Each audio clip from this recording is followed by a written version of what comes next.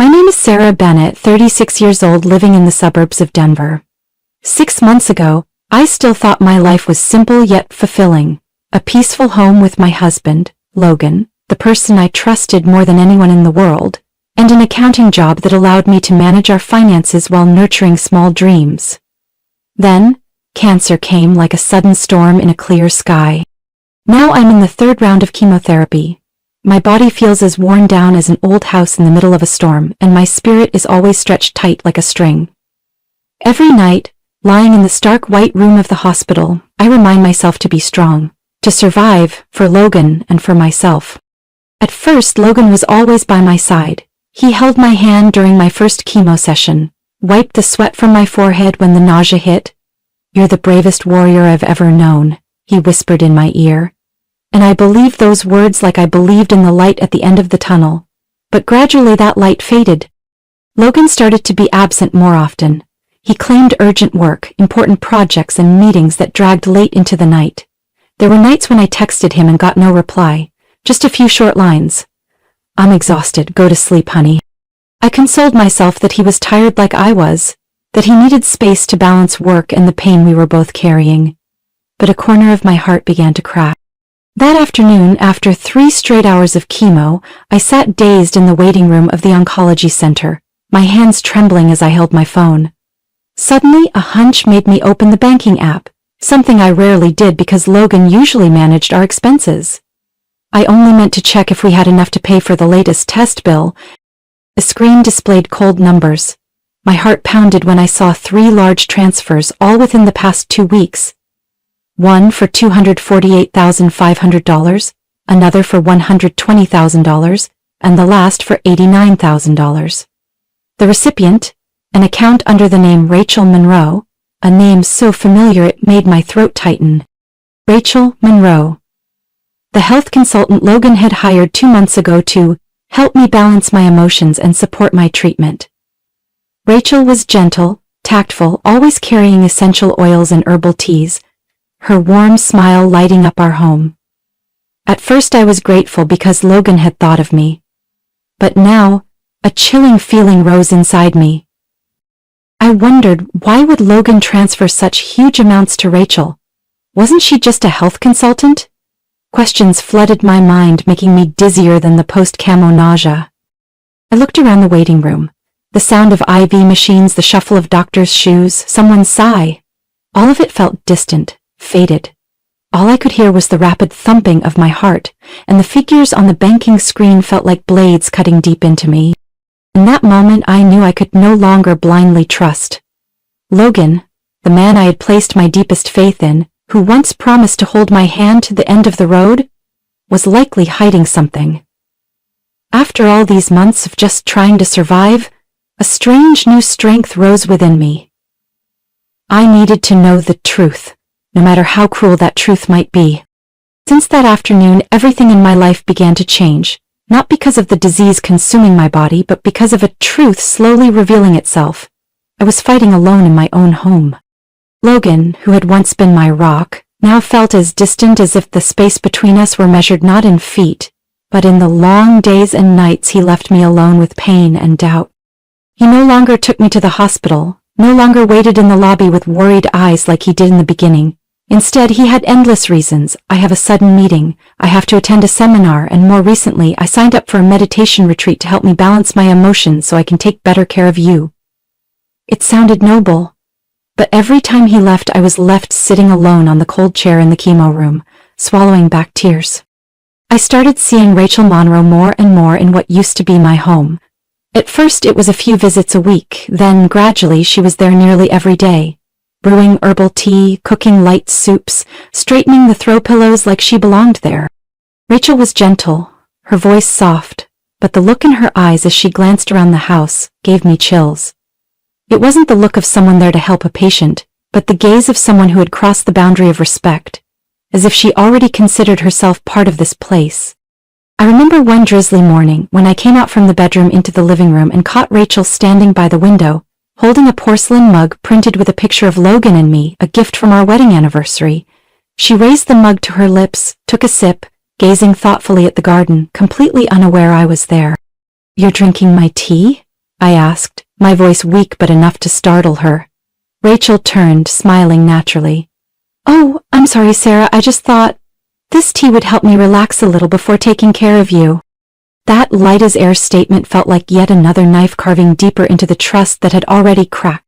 At night, when I lay alone in my room, I heard Logan's voice in the living room as he spoke on the phone, his tone warm and cheerful, the kind of tone he hadn't used with me in so long.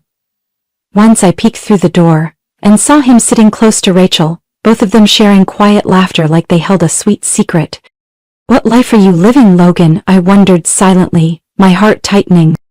Day by day, his absences became constant. When he left the house, there were no more apologies or promises. Instead, there were phrases like, I need to find peace. I have to rediscover myself so I can be your rock. But in his eyes, all I saw was restlessness and avoidance, as if my existence was a burden he longed to cast off. And Rachel, she appeared like a shadow in every corner of the house, folding my blanket, adjusting my pillow, placing her hand on my shoulder with a pitying look that made my skin crawl. I gradually felt like a guest in my own home, while she and Logan, it was as if they shared a rhythm of life where I was just an outsider. The chemo sessions became torture not just because of the physical pain, but because every time I left the hospital, I no longer hoped to see Logan, waiting with open arms. I knew, somewhere out there, he was living another life, a life I was no longer a part of. And in those lonely moments, as the rain tapped against the hospital window, I swore to myself, I had to find the truth. I had to reclaim what was mine before everything was erased, as if I had never existed. Since Logan and Rachel began to appear like haunting shadows in my life, I tried to convince myself. Maybe I was being too sensitive. Maybe the illness had made my mind suspicious. But with each passing day, seeing Logan's evasive eyes, hearing Rachel's sweet yet fake voice ring out in what used to be my home, I knew. This was no longer doubt. This was the truth I needed to face head-on. One drizzly night, as thunder outside mingled with the chaotic pounding of my heart, I pushed myself up from the bed that had felt cold for so long. Logan was fast asleep on the downstairs sofa, his new habit which he excused as wanting me to sleep better. I quietly made my way down to his office, where he often worked late on his laptop. My hands trembled from weakness but were steady enough to open the laptop. Whether by luck or, more accurately, his carelessness, the password was still my birthday, the detail that made me let out a bitter laugh. He once said I was his whole world, and now, that very date opened up the harshest truth of my life. I searched through every folder, every file, every email. My eyes stopped at a file named Future Project Model Home. My heart nearly stopped as I opened it. A lease contract for a luxury apartment located by Aurora Lake. The place we once dreamed of buying a house to retire in. The renter's name was Rachel Monroe, but all the deposits, maintenance fees, even the initial furnishings, had been paid for with Logan's credit card. I closed my eyes, took a deep breath to hold back the tears that threatened to fall. It wasn't enough. I needed certainty, something undeniable. I kept digging through emails, saved drafts. A conversation between Logan and Rachel appeared. How much longer do you think before it's all done? Rachel messaged. Not long. She's clearly getting weaker. Just a few more steps, Logan replied. I don't want to keep waiting like this, Logan. Don't make me push you again. I felt an icy chill run from the base of my skull down to my heels. All my doubts had turned into truth. They weren't just betraying me. They saw me as an obstacle that was almost out of their way. The next morning I called Emily, my sister. My voice was strangely calm as I asked, Can you take me somewhere? Don't ask anything, just help me. Emily didn't ask, just gently drove to the address I gave, the luxury apartment complex by Aurora Lake. On the way I stayed silent, my eyes following the rain-soaked trees outside the window, my heart eerily empty. The car stopped a short distance from the building. I didn't have the strength to get out, just sat there, looking through the fogged glass. After a moment, the glass doors on the ground floor opened. Logan came out first, looking relieved, wearing a light-colored shirt I hadn't seen him wear around me in ages. Rachel followed, her arm lightly looped through his, her hair falling gently, her face radiant, as if she'd just had a perfect day. They laughed. Logan leaned down to whisper in Rachel's ear and she giggled, resting her head on his shoulder. I bit my lip, my hand gripping the car seat until it went numb. Everything I had seen, everything I had read the night before, now stood clear before my eyes. They had truly begun another life. A life without me. A life where, in their eyes, I was the past, or worse, just a burden waiting to disappear. Emily turned to me, eyes filled with concern. Sarah, are you okay? I forced a smile, my voice hoarse. I'm okay, I just saw what I needed to see. The car rolled slowly away. In my mind only one thought remained, clear as the thunder outside. I wouldn't let them erase me from this life so easily. From that afternoon, after witnessing Logan and Rachel hand in hand leaving that lakeside apartment, I knew that if I still hoped for remorse from them, I was the one living in an illusion. Back home, I looked around the living room, a place once filled with happy memories, now feeling like a stage where I had been pushed out of my own play. I started with the smallest things. Each morning, I still let Rachel make me ginger honey tea, still let her adjust the pillows, tuck in the blanket, even offered a faint smile when she pretended to be caring. In their eyes I was still Sarah, the weak woman, exhausted from chemo, too drained to suspect anything. Logan began to relax, thinking everything was going according to plan. He no longer hid his late-night calls, didn't bother to close his laptop when leaving it open on the kitchen table. They were too confident, and that confidence led to carelessness. I asked Emily to contact someone she knew in tech to help me install a tiny camera in the living room, right on the bookshelf with a clear view from the kitchen to the sofa. I told Emily, I just need you to help me set it up. I'll handle the rest. Don't ask anything, I promise you'll understand soon enough. The camera connected to my phone. That first night I lay in bed, phone in hand, headphones on, quietly monitoring every movement downstairs. Logan came home late, Rachel arrived not long after. They sat close, spoke in hushed tones, and then Logan laughed, wrapping his arm around her waist. I felt like someone was squeezing the air out of my chest, but I forced myself to stay focused. During the day, when Rachel and Logan were out of the house, I quietly searched through the drawer where Logan usually kept his papers. Every receipt for furniture bought for the lakeside apartment, credit card statements, draft contracts for asset transfers, all of them bore Logan's name or signature. I found an entire packet of documents he had already printed out, full power of attorney, clearly stating that if I became incapacitated or passed away, Logan would have complete control over all assets. I photographed each page with my phone, storing the images on my device and immediately sending them to a secure email account I had created. And so, piece by piece, I quietly gathered the evidence. Invoices, documents, chat fragments Rachel left open on her tablet while she fussed over tea, or images of them being intimate right inside this house. All of it became the building blocks for my plan for revenge. At night, when they thought I was fast asleep, Logan would secretly text and call, and Rachel would use the excuse of monitoring my health to stay longer, her eyes constantly scanning the room as if to make sure I wasn't eavesdropping. I wasn't in a hurry. Every time I heard their footsteps in the hallway, I pretended to be exhausted, my eyes half closed as if drained. But inside, my mind was sharper than ever. Then one day, when I had gathered enough evidence, I arranged for my mother's attorney, the one who had handled her inheritance matters, to come to the house while Logan and Rachel were away. I handed him the hard drive along with the stack of papers I had collected. He held my eyes for a moment, his voice growing firmer. Sarah, what you have here is enough to take them to court. But you need to be prepared. This battle requires not only evidence, but absolute resolve. I'm ready, because I'm no longer the weak woman they think I am. Since the day I began collecting evidence, every hour, every minute felt like a life or death chess game. I was patient, quietly tracking Logan's and Rachel's every move. The more I watched, the clearer I saw their true selves. One late night, unable to sleep from the nausea after chemo, I opened my phone to check the hidden camera. What I saw on the screen made my hands go cold. Logan and Rachel sitting close together at the dining table, their voices low but clear enough for the recorder to capture every word.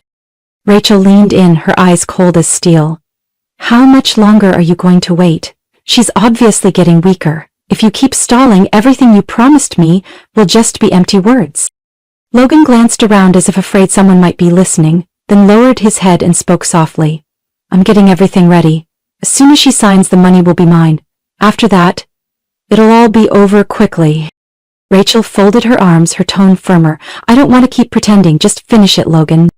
I saved that video clip to the hard drive immediately and sent a copy to my attorney. My heart raced, but not from fear, because I knew this was the key moment to bring down those two vile people with their own schemes. Just 2 days later, Logan came home with a folder in hand. He tried to act calm, even letting a fake look of pity flash in his eyes as he sat beside my bed. Sarah, I've found an opportunity for you. A special treatment center in Toronto. They have a new method, fewer side effects, a higher chance of recovery, but you have to sign these papers quickly because spots are limited. I've already arranged everything. I looked up at him, offering a faint smile, as if I completely believed in the kindness he was pretending to show. Leave the papers on the table, I'll sign them tomorrow when I feel clearer. Logan nodded, placed the folder on the table, kissed my forehead lightly and left. When I heard his car fade into the distance, I pushed myself up and opened the folder.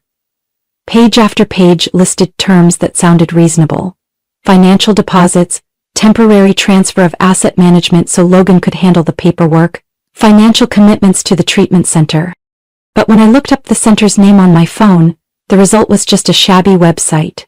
Messy information, no verified address. The words on the contract blurred before my eyes.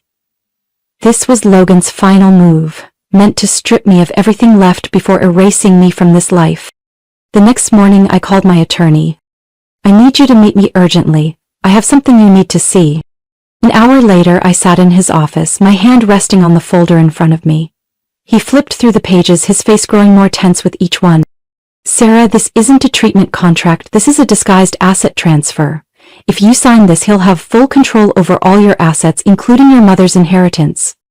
I clenched my fists, my voice firm. I won't sign it. And I want to press charges. A spark appeared in his eyes as he glanced at me. You have enough evidence, we'll start immediately. That afternoon I returned home, still keeping up the appearance of weakness. Logan asked if I wanted him to call the Toronto Center to speed up the appointment. I met his gaze, a quiet smile playing at my lips. You handle it, I trust you. But inside, every step was clear. I would let him set the trap himself. And I would be the one to pull the final string.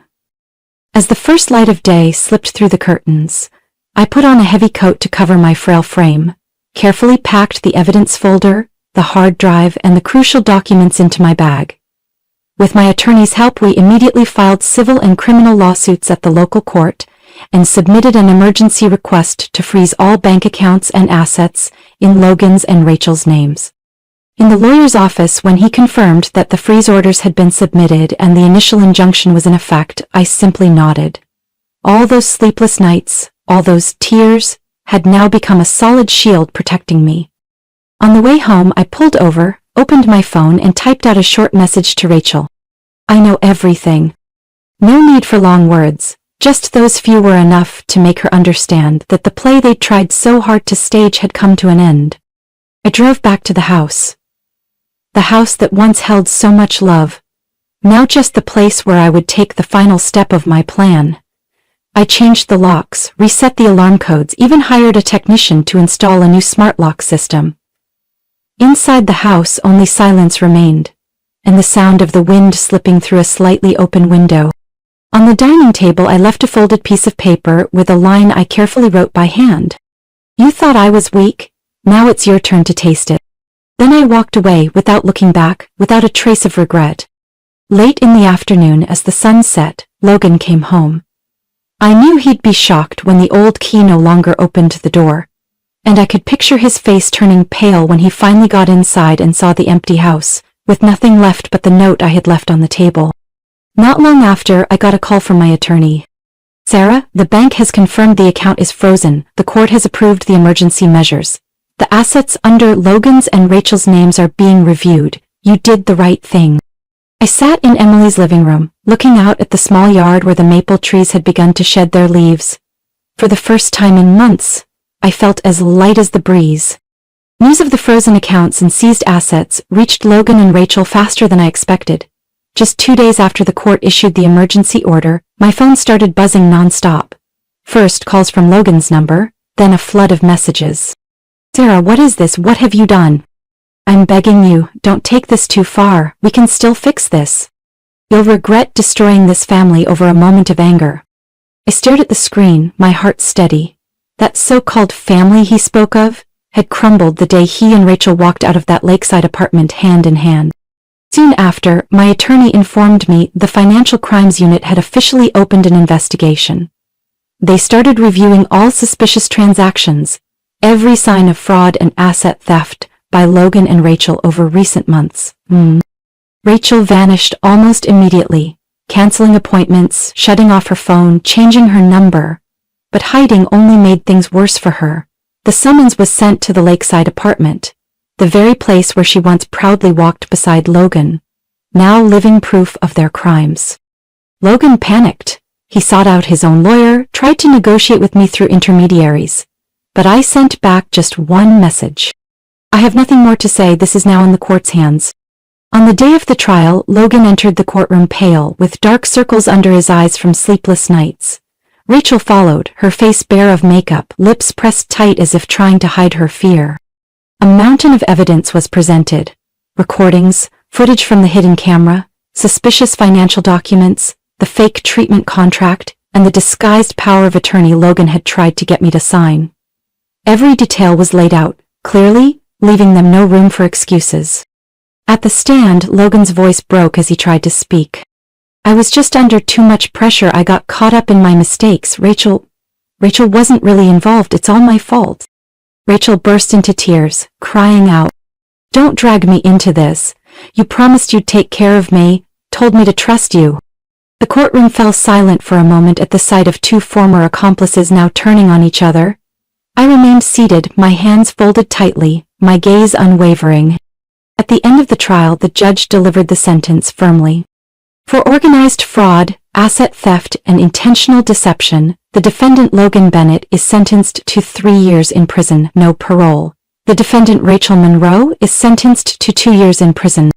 Logan spun around to look at me, eyes pleading. "Sarah, please. Ask for leniency for me.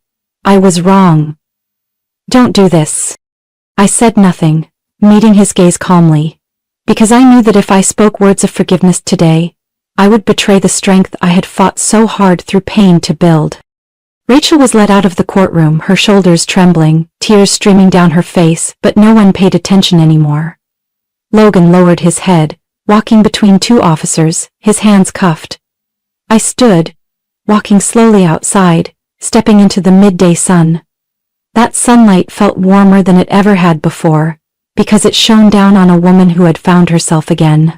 The day Logan and Rachel were officially sentenced was also the day I felt the weight in my heart lift. But I knew my journey wasn't over. After everything I had been through, I needed something more than any verdict. I needed to rebuild my life. The final chemo sessions no longer filled me with fear. I sat in the treatment room, looking out the large window where the soft morning light filtered through the leaves. With each drop of medicine, I no longer saw myself as weak, but as someone slowly reclaiming life, reclaiming myself. The day the doctor gave me my final test results, I didn't speak right away. His smile grew before he said, "Sarah, your numbers are stable. We can stop chemotherapy and move to regular monitoring." Standing under the clear autumn sky, I lifted my face to the breeze. After so many heavy months, I finally filled my lungs with a full, free breath. That day, I stopped by a small hair salon in the old neighborhood where I had lived as a girl.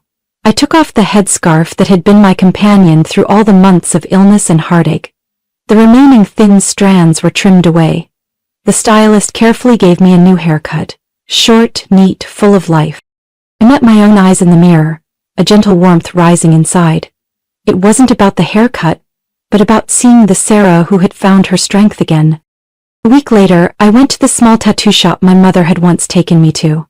I chose to have the letter B inked on my wrist. Not to remind me of Logan, but to mark how I had overcome the darkest chapters. It was the letter of my name, before marriage. Before everything got swept into betrayal. I began small habits to care for myself. In the early mornings, I walked around the park near home, quietly watching the still lake and listening to the birds. I cooked simple meals for myself, the dishes I had neglected when I was too busy or too tired.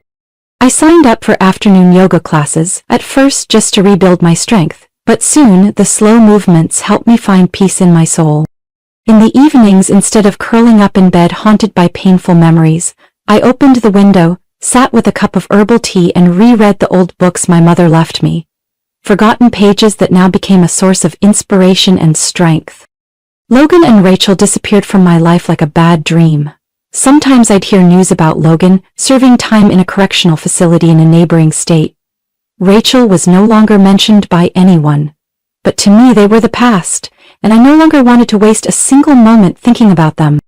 One winter morning, with frost still coating the branches outside the porch, in front of the mirror, my fingers brushed over the small bee on my wrist, a silent reminder of all I had overcome.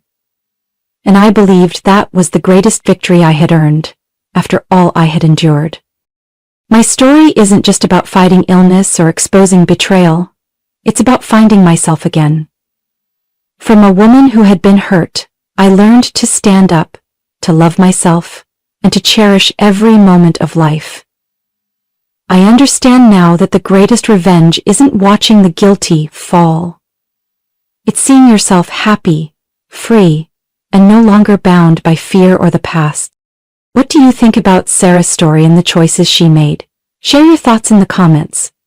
Don't forget to follow the channel for more heartfelt, meaningful stories about life and family.